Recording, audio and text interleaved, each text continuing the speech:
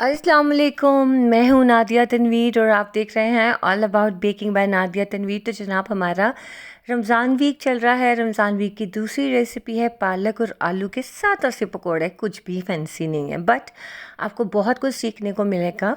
ये सब सीखने के लिए नज़रें मेरे हाथों पे रखिएगा और मुझे सुनते जाइएगा। आज की वीडियो बेहद ख़ास है क्योंकि आज मैं आपको कुरान पाक की एक ऐसी आयत बताने वाली हूँ जिससे नामुमकिन भी मुमकिन हो जाता है। ये बहुत ज़्यादा मुझे रिक्वेस्ट आई, इनबॉक्स मेरा भर जाता है। यकीन माने, सबसे पहले तो आपके प्यार का शुक्रिया कि जब आप लोग मुझे मैसेज करके कहती हो कि आप हमें बिल्कुल अपनी बहन जैसी लगती हैं। जो दुख हम किसी को नहीं सुना पाते हम आपसे शेयर कर लेते हैं।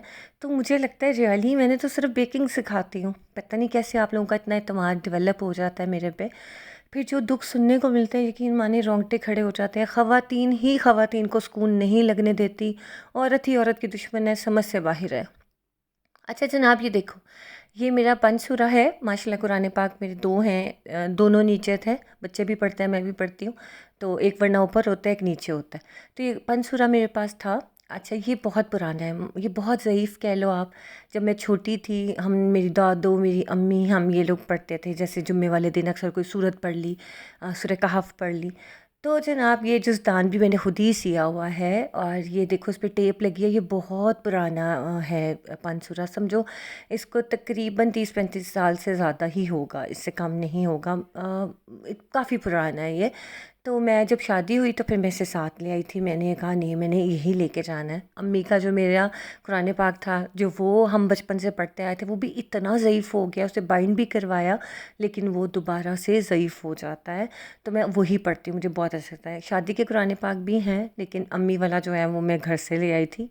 बड़ी अपनायत लगती है और जितना कुरान पाक पुराना ज़ईफ़ हो जाता है उतनी ही आपको उसमें एक अपनायत, उनसियत महसूस होती है। चलो जनाब, बिस्मिल्लाहिर्रहमानिर्रहीम।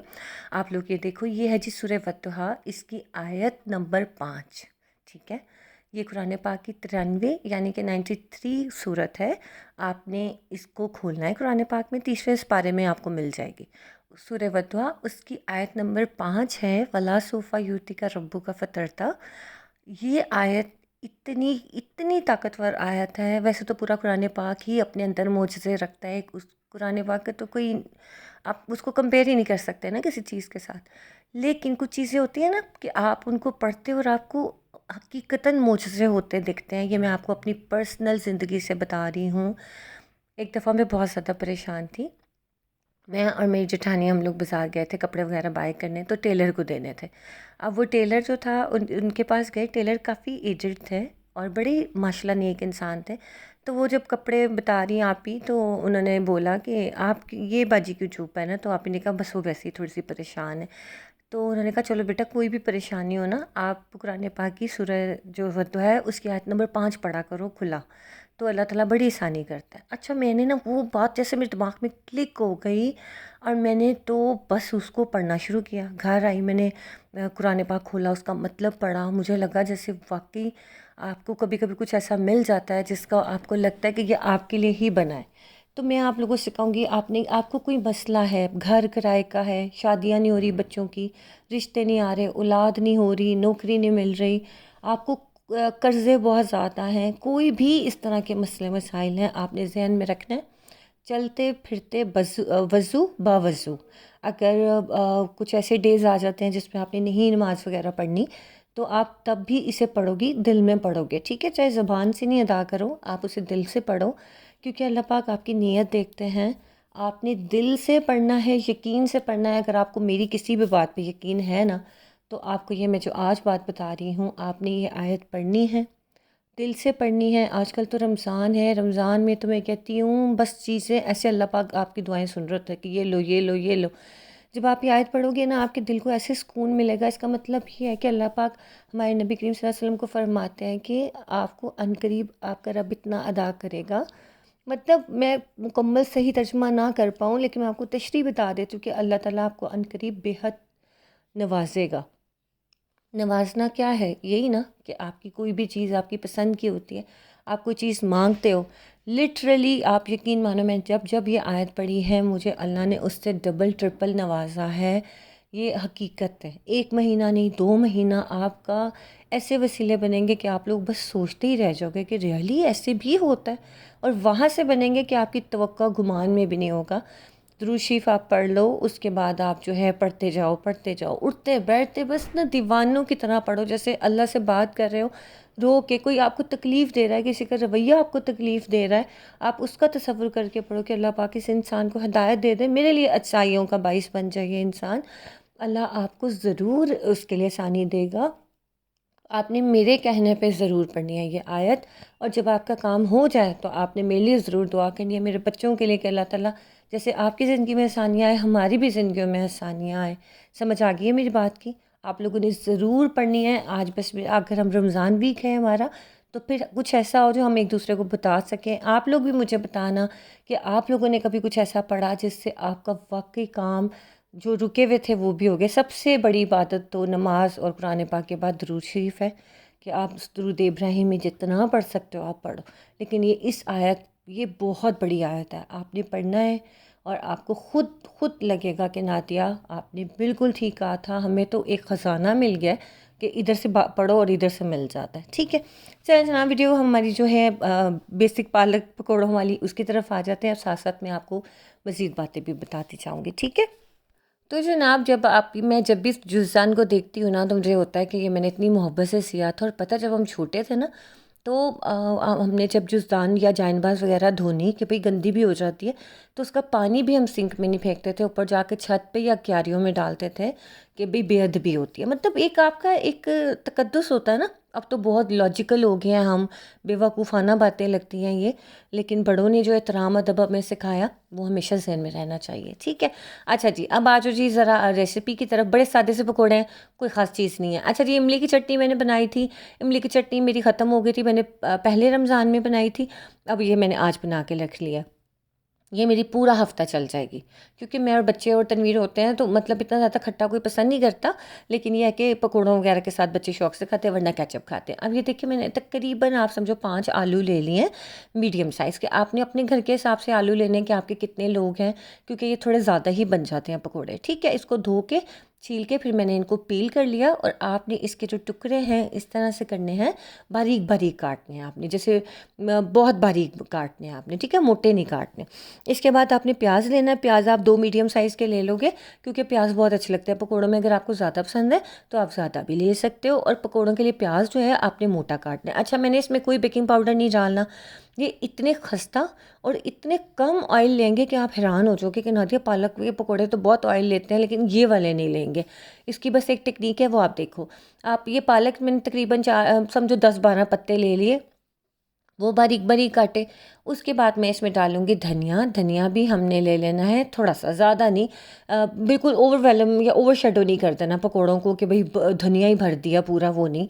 पालक भी बिल्कुल मुनासिब डालनी है, बहुत ज़्यादा नहीं डालनी। ठीक है, बस आप समझो 10 से 12 पत्ते पालक, 12 से 15 कर लो। और थोड़ा सा धनिया। और हरी मिर्चें आपने अपने अंदाज से या अपनी पसंद से डालनी है, कि बच्चों को ज़्यादा पसंद है। मेरे बच्चे जो है ना कम खाते हैं, तो मैंने 2 से 3 डाली थी, आप ज़्यादा डाल सकते हो। ठीक है, अब इसको क्या करना है, इन सारी चीज़ों को आपने धो लेना। धोने के बाद छाननी में डाल के रख देना। अब छाननी में मैंने 15 मिनट के लिए रखा, सारा पानी स्ट्रेन हो गया इसका। अब मैंने इसको दोबारा से परात में डाला। ठीक है, अब इसके अंदर ना एक कतरा भी आपने पानी नहीं डालना, हमने इसके अंदर सिर्फ बेसन डालना है। उसको पानी से मिक्स नहीं करना। पता क्या होता है, वो इतने मोटे पकोड़े बन जाते हैं जो पानी में बेसन को घोलते हैं, उसके बाद ये मटेरियल डालते हैं, तो वो इतना इतना हैवी पकोड़ा बनता है ना, और वो सौगी सा होता है। अब ये देखो, कुटा हुआ धनिया और कुटा हुआ ज़ीरा है। ठीक है, भुना कुटा ज़ीरा और साथ ही ये साबुत धनिया है हमारा, वो डाला। अब इसके अंदर सिर्फ आपने डालना है ये हाफ़ टी स्पून लाल मिर्च पाउडर, दैट्स इट। इससे ज़्यादा नहीं डालना, मुझे नहीं पसंद ज़्यादा। अच्छा, अब आप नोटिस करो, मैंने इसमें नमक नहीं डाला। आपने नमक नहीं डालना। अब मैंने इसमें ना 2 से 3 टेबल से भी नहीं, टेबल नहीं बल्कि सर्विंग स्पून्स जो होते हैं, जो हम हांडी वगैरह में डालते हैं, सर्व करते हैं, आपने 1 से 2 जो चम्मच है वो भर के बेसन के डाल के इस तरह से मिक्स करके इसे 15 मिनट के लिए रख देना। ठीक है, अब मैंने 2 पहले डाले थे, तीसरा मैंने डाला। आपके अपने मटेरियल के ऊपर है, बस आपने ये देखना है कि आपका मटेरियल सारा उसके साथ मिक्स हो जाए। लेकिन अभी ये ड्राई ड्राई होगा, जुड़ेगा नहीं। आपने कुछ नहीं करना, इसे 15 से 20 मिनट के लिए छोड़ देना। या अगर आपके आपने 5 बजे फ्राई करने, आप 4 बजे करके रख लो। अब इस स्टेज के बाद आपने जब फ्राई करना शुरू करना है, फिर आपने इसके अंदर नमक डालना है हस्बे ज़रूरत। फिर आपने नमक डाल के आपने इसको अच्छी तरह से मिक्स कर लेना है। और इस तरह चूल्हे के ऊपर आपने कढ़ाई रखी होगी, उसके अंदर आपने ऑयल डाल के गर्म करने रखा होगा, फिर आपने जो है नमक डालना है। ठीक है, पता क्या होता है, जब हम नमक डालते हैं ना, नमक से ना आलू पानी छोड़ना शुरू कर देते हैं, प्याज भी पानी छोड़ता है। उससे क्या होता है, वो गीला होना शुरू हो जाता है और फिर थोड़ी देर बाद देखो ऐसे पानी पानी हो जाता है आपका मटेरियल। आपने ये काम नहीं करना, ठीक है। आपने नमक उस वक्त डालना है जब आपने ये, मैंने ऑयल डाला कढ़ाई में, उसी वक्त मैंने उधर जाके नमक डाल दिया था। आप ये करोगे ना, आपके और पकोड़े इतने खस्ता बनेंगे और आपके पकोड़े ज़्यादा ऑयल नहीं लेंगे, ठीक है। अब ये देखो, ये मैंने गरम करने के लिए कढ़ाई रख दी है। अब हम इसमें जो है ना, तो पहले थोड़ा सा चेक करेंगे पकौड़े डाल के, फिर उसके बाद आप सारे डालोगे और वो बेहतरीन बनेंगे। अच्छा, मीठा सोडा नहीं डाला करो, उससे बहुत ख़राब हो जाते हैं पकौड़ों का टेस्ट, वो सॉफ्ट नहीं बनते, ज़्यादा ऑयल चूस लेते हैं। आप ये देखें जी, एक तरफ हमारे पक रहे हैं जी मसर चावल। मैंने मसर अभी चढ़ाए थे, मैं प्रेशर में नहीं बनाती हूँ, मैं सादा हल्की आँच पे बनाती हूँ। मेरा पूरा ख़ानदान प्रेशर कुकर में बनाते हैं, दाल हो कोई चीज़ हो, मैं नहीं बनाती। मैं ना बस चूल्हे पे हल्की आँच पे बनाती हूँ, बड़ी देसी किस्म की हूँ। हालाँकि प्रेशर कुकर से जल्दी काम हो जाता है, लेकिन मुझे डर लगता है मैं कभी फट ही ना जाए, बस एक अपना वहम सा है मुझे। तो मैं ना इसे आमतौर पे हल्की आंच पे ही बनाती हूँ। अच्छा जी, अभी पकौड़े हमारे बनने तैयार हो गए। तो जनाब, जो मैंने आज आपको आयत बताई है ना, मैं किसी दिन मैं आपको बताऊंगी कि मेरी ज़िंदगी में उस पर क्या क्या चेंज आया था। इंसान कभी परेशान होता है, कुछ चीज़ें अनकही होती हैं, आप नहीं शेयर कर पाते किसी से।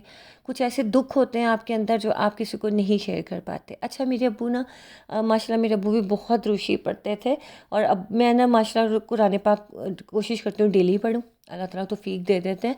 तो अब्बू ने, जब भी मैंने पढ़ना, अम्मी के घर भी जाके ज़ाहिरा रहने जाती थी, पढ़ना पढ़ना होता था, पढ़ लेती थी। तो अब्बू ने कहना, पुत्र जदों भी पढ़ी रहना कुरान पाक ते तर्जमे नाल पढ़िया करो, तुसी इंज ना पढ़िया करो। तो मैंने कहना, अब्बू अच्छा अच्छा पढ़ लूँगी। अब्बू कहते, नहीं पुत्र, एक लाइन भी पढ़ना, तर्जमे दे नाल पढ़िया कर। तो मैंने अब्बू के सामने तो कहते ना, अच्छा फिर घर आके वैसे ही जैसे पढ़ते हैं हम, ऐसे ऐसे ऐसे पढ़ते गए। लेकिन जब से अब्बू गए ना, तो मुझे लगता है जब वो गए तो मुझे जैसे एक वसीयत कर गए, और उसके बाद से जब भी मैंने कुरान पाक पढ़ा, तर्जुमे से पढ़ा, बस फिर मुझे हर हर बात पे अब्बू याद आते हैं, उनकी बात, उनकी चीज़ें रोज़ों में अक्सर ही याद आते हैं। मतलब उन्होंने कहना, अच्छा आज अफ्तारी में क्या बना रहे हैं, आज किस किस का रोज़ा है घर में, बच्चों ने रखा है रोज़ा, ऐसे बात करना उन्होंने। फिर रोज़े के बाद तुसी तो लेट गए होगे, तुहानू तो नींद आ गई होगी रोज़ा खोल के, तुहानू तो वैसे ही लेटन का बड़ा शौक है, तुहानू तो सोने का बड़ा शौक है। तो ऐसे ही कहते थे। अल्लाह ताला उनके दर्जात बुलंद करे, आमीन सुम आमीन। अच्छा जनाब, बातों ही बातों में हमारे पकोड़े हो गए रेडी। आपने मीडियम आंच पे बनाने हैं, और जो मैंने टेक्निक आपको बताई है ना, देखो मैंने इसमें एक कतरा पानी नहीं डाला, नमक के पानी से ही हमारे पकोड़े आपस में जुड़े हैं। अगर आपको लगे कि आप ये ज़्यादा ड्राई हैं, आपने हाथ गीला करना है, अपना हाथ गीला, सिर्फ मुट्ठी में पानी नहीं भर लेना, सिर्फ हाथ गीला करके उसे फिर से मिक्स कर लेना है। आपने मज़ीद इसमें पानी नहीं डालना। फिर आप मुझे बताना कि आपके पकौड़े कैसे बने हैं। आपने इस चीज़ को ज़रूर ज़हन में रखना है, क्योंकि वो बहुत ज़्यादा सौगी हो जाते हैं, ऑयल बहुत ज़्यादा अब्जॉर्ब कर लेते हैं और इतने हैवी हो जाते हैं कि बस। लेकिन ये पकौड़े ना तो आपके सौगी होंगे, ना ही ये सॉफ्ट होंगे। सॉफ्ट से मुराद ये कि ये वो नहीं होंगे जैसे होता है ना, बहुत ज़्यादा बेसन होता है। सॉफ्ट तो ये होंगे, लेकिन उस तरह से नहीं होंगे जैसे हम लोगों को पसंद नहीं आते। तो जनाब, ये हमारे पकोड़े हो गए हैं रेडी, और इसके साथ मैं इमली की चटनी सर्व करूँगी इफ्तारी के वक्त। हमारा अभी तो 5 बजे थे, मैंने पहले ये बना दिया। फिर नेक्स्ट जो है हमारा, मैं एक बैच बनाऊँगी, वो फिर इफ्तारी से थोड़ी देर पहले, ताकि गर्म रहे, ठीक है। अच्छा जनाब, अब ये रमज़ान वीक था, तो मैंने कहा सिंपल सिंपल चीज़ें ही हम बनाते हैं, बाकी ज़्यादा एक्स्ट्रा करने की कोई ज़रूरत नहीं है। ये भी मैंने सिर्फ आपको सिखाना था, वरना मैंने तो आज मसर चावल बनाने थे वही, और सहरी के लिए मैंने आलू मटर बना लिए थे, तो वही काफ़ी थे। और बच्चों को बस होता है कि मम्मा इफ्तारी में ये बनाएं, तो फिर बाकी वो समोसे रोल तो पड़े ही हुए थे, फ्रीज़ हुए हुए, तो वो तो फिर मैंने उनको फ्राई कर देने थे। तनवीर का रोज़ा बाहर था आज, इस वजह से ये सारा सीन था। अच्छा जी, परात भी मैंने, सुघड़ लड़की ने परात धो के पीछे रख दिया कि ये भी ड्राई हो जाए फटाफट से। मैं तो जैसे ही पकोड़े बनते हैं ना, परात धो के ना चूल्हे के पीछे रख देती हूँ, ताकि वो ड्राई हो जाए, फिर उसके बाद आप उसे कैबिनेट में रख देते हो।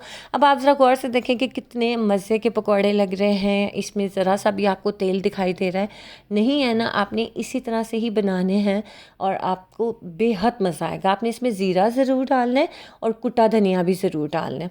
अच्छा, मैंने इसकी कोई मेजरमेंट नहीं बताई क्योंकि मैं खुद भी अंदाजे से बनाती हूँ और माशाल्लाह आप सब एक्सपर्ट हो, आपको भी ग्राम्स में या टीस्पून्स में बताने की ज़रूरत नहीं है, आप लोग खुद भी बड़े अंदाजे से बना सकते हो। सिर्फ एक टेक्निक बताने की ज़रूरत थी जो मैंने आपको बताई है कि इसके अंदर आपने ज़्यादा पानी नहीं डालना और आपने नमक बिल्कुल एंड पे डालना है, ठीक है। और दूसरी बात ये है कि इमली की चटनी मैंने कैसे बनाई, एक पाव इमली ली, उसे पानी में, गर्म पानी में भिगो के रख दिया 1 घंटे के लिए। उसके बाद उसका गूदा निकाल के उसके अंदर मैंने समझो कि अपनी मर्ज़ी के मुताबिक चीनी डाली, मीठी करने के लिए चीनी डाली, नमक डाला, थोड़ी सी दड़ा मिर्च होती है ना, कुटी लाल मिर्च, वो डाली और अजवाइन थोड़ी सी डाल दी। अजवाइन से होता है कि अच्छा हाजमा हो जाता है, आपको हज़म जल्दी होती हैं चीज़ें। तो आप लोग अगर चाहो आप पकौड़ों में अजवाइन भी डाल सकते हो और सूखी मेथी भी डाल सकते हो। मेरे बच्चों को सूखी मेथी नहीं पसंद, वो इसलिए मैंने नहीं डाली। लेकिन अगर आपको मेथी का टेस्ट नहीं पसंद, लेकिन आपको पसंद है, आप पालक के साथ फ्रेश मेथी आजकल इतनी अच्छी आई हुई है वो भी डाल सकते हो। अगर वो नहीं डालनी, सूखी मेथी भी डाल सकते हो। तो आपको बहुत मज़ा आएगा। इंशाल्लाह कल नई एक अच्छी सी रेसिपी के साथ हाजिर होंगे और एक अच्छी सी बात के साथ कि खुदारा आपस में ही एक दूसरे का ख्याल करें। ख़वातीन ख़ास तौर पे, अगर आप नंद हो, भाभी हो, माँ हो, बहन हो, अपने रिश्ते में जो भी हो, आपने दूसरी औरत का ख्याल करना है। टॉन्ट नहीं किया करो रोज़ों में, नहीं, कोशिश किया करें शो ऑफ कम करें और एक दूसरे का ख्याल करें। किसी को ताना ना दे, तुम्हारी अभी औलाद नहीं हुई, तुम्हारी अभी शादी नहीं हुई, रिश्ता नहीं कोई आया, कब तक पढ़ोगी, इस तरह की फजूल इन मैनर्ड बातें कोशिश करें ज़ुबान को ताला लगा लें और इस तरह की कोई बात ना करें जो किसी की दिल आज़ारी का बाइस बने। क्योंकि जब किसी की दिल आज़ारी होती है, कोई भी इंसान रोता है रात को सोते वक्त तकिए के ऊपर रख के, जो आंखों से आंसू निकलते हैं ना आपके, उसका हिसाब आपको सारी ज़िंदगी देना पड़ जाता है। तो उस आंसू से बचें जो आपकी वजह से किसी के लिए, किसी की आंख से निकले। कोशिश करें नरमी का बाइस बन, नरमी से रहें, मोहब्बत से रहें। इंशाल्लाह का नई चीज़ के साथ हाजिर रहूँगी, नई रेसिपी के साथ। अपना ख्याल रखिएगा और आयत ज़रूर पढ़नी है और फिर मुझे बताना है। ओके जी, अल्लाह हाफिज़।